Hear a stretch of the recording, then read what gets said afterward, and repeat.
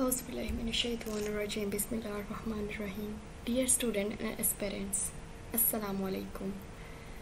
मैं उम्मीद करती हूँ कि आप अपने घरों में अल्लाह के करम से महफूज होंगे और दुआ भी करती हूँ कि अल्लाह हम सबको अपने हिफ्ज़ व ईमान में रखे।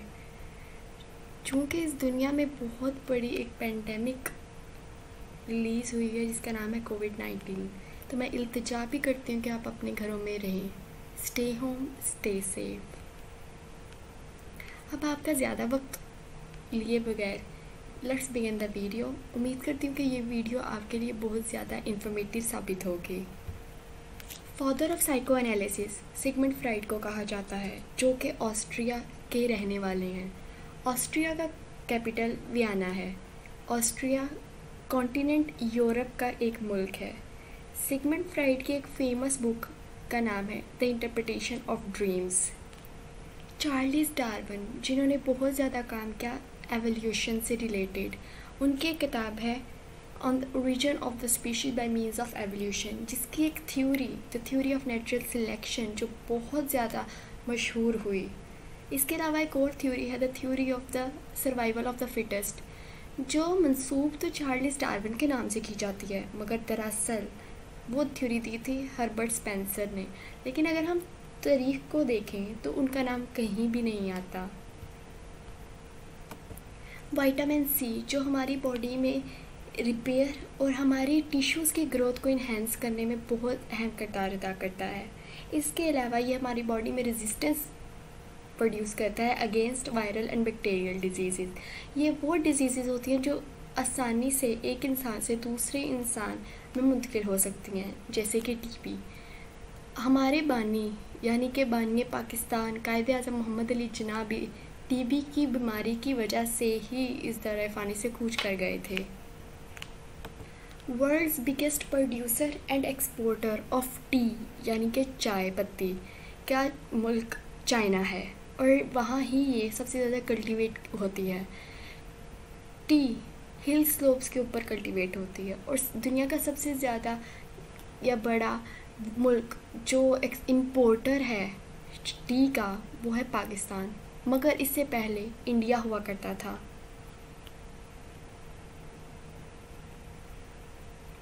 अब हम कुछ साइंटिफिक स्टडीज़ के बारे में पढ़ेंगे कि अगर हम किसी चीज़ को स्टडी करते हैं तो साइंटिफिक रू से उस स्टडी को क्या कहा जाता है।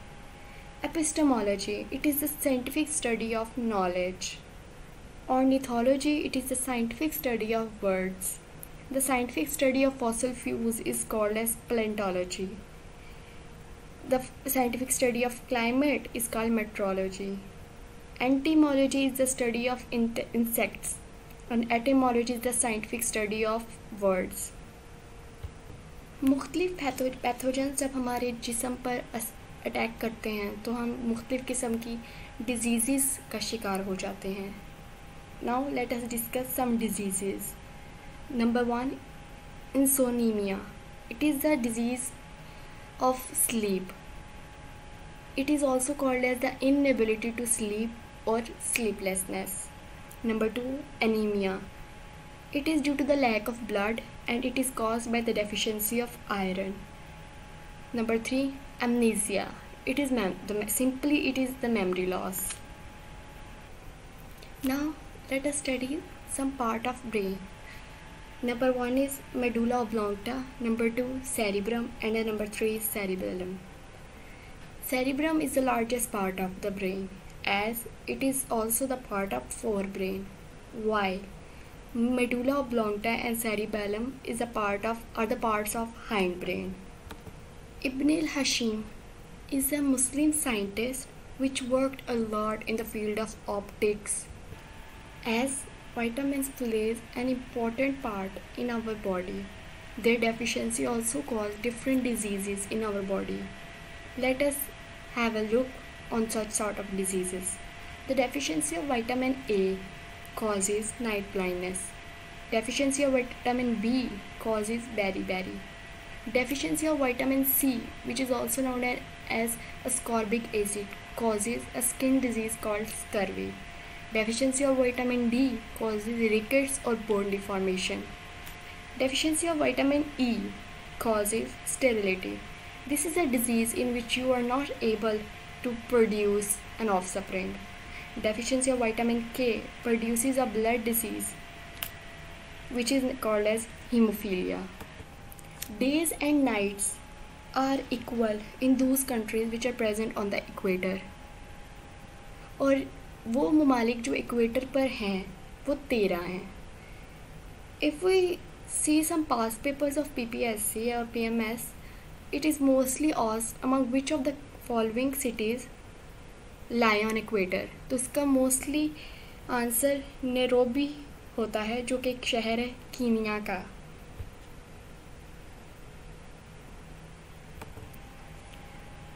Two days, September 23 एंड मार्च 21, ये वो दिन हैं जो इक्विनॉक्स कहलाते हैं. मतलब कि इन 2 दिनों पे दिन और रात की मुद्दत उनके टाइम सेम हो जाता है, इक्वल हो जाता है.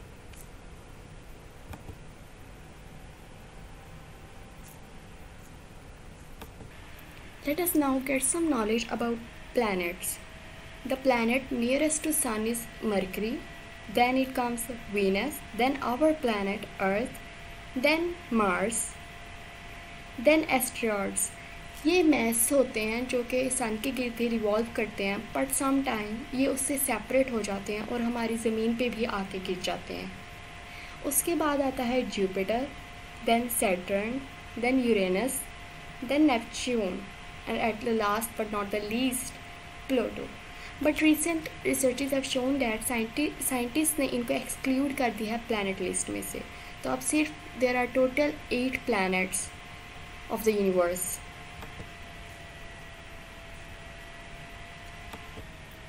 वो प्लैनेट जो अर्थ के करीब है वो वीनस है. उसके अलावा Venus brightest and hottest planet भी है तमाम प्लैनेट में से. Meteors are also called as the shouting stars.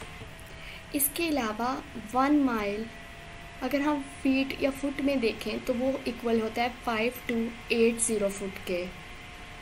Natural rubber जो कुदरती रबर है वो हमें एक स्पेशल ट्री से हासिल की जाती है जो ज़्यादातर पाए जाते हैं थाईलैंड में. कभी हम गर्मियों में अगर सफ़र कर रहे हों बाय रोड तो हम देखते हैं कि हमें ऐसा फील होता है कि जैसे रोड गीली है, पर असल में ऐसा होता नहीं. ये हमारी आँखों का धोखा होता है जो सिर्फ़ और सिर्फ रिफ्लेक्शन ऑफ लाइट की वजह से कॉज होता है. चाँद पर पहला कदम नील आर्मस्ट्रॉन्ग ने रखा था 1969 में और उनका ताल्लुक़ USA से था. उसके अलावा उनके साथ ही चाँद पे दूसरा कदम वुल्फ एल्ड्रिन ने रखा था और जिस स्पेस शटल में वो ट्रैवल कर रहे थे उसका नाम एक्सप्लोरर था.